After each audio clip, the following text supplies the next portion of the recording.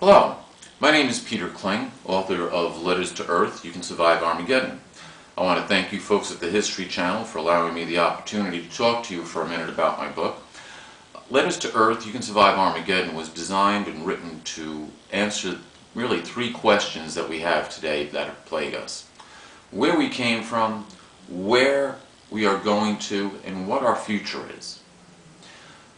We know that our world today is in dire situations. The environment is messed up, our society is in dire peril, we are at risk of losing the middle class of really not just the United States but the whole world.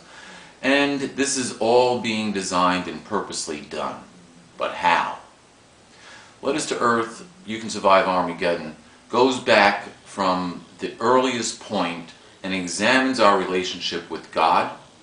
It examines the relationship that we have with God's adversary Lucifer and how those have been combined throughout history and how they affect our lives and our world today. We are all afraid of something that's coming and we know very little about it. The year 2012. 2012 has been talked about by the Mayans, it's been talked about by Nostradamus, it's been talked about in the Bible code and the different problems that we're going to be facing. Letters to Earth, You Can Survive Armageddon explains how we got to this point of domination in our lives and how the events of our world will affect us in the coming years. The different things that we can expect to see in our future based on the social problems that we have now. There's no doubt that there are plenty, more than you can count, of different controversies saying that, oh, there's a problem with the Freemasons, or there's a conspiracy that's come up through the Knights Templars.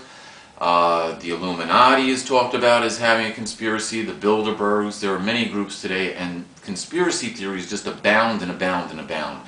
But they don't have any apparent connection. Letters to Earth, You Can Survive Armageddon brings the connections together. It's very simple. We live in a world that lives by a new golden rule. He who has the gold makes the rules. Letters to Earth tracks down the history of that domination that we have. It shows who owns the gold and who makes the rules for our lives today and how. By using science and history, along with Bible prophecy and secular prophecies of different known people throughout history, we can certainly understand that we are in a difficult time. But how does it affect our lives and how are we going to survive what we're facing? By using Bible prophecy, we get our answers. By looking at the world around us and looking at logical explanations, not ones that are steeped in church dogma or not ones that are rejected totally by science. We have to look for a middle ground, somewhere in between, to get the true answers, and that's what Letters to Earth does. I'd like to thank you for the time that you spent to take a look at this short video. There's a lot of information within this book. To go into it to any degree would take a lot more than what you folks are looking for right now.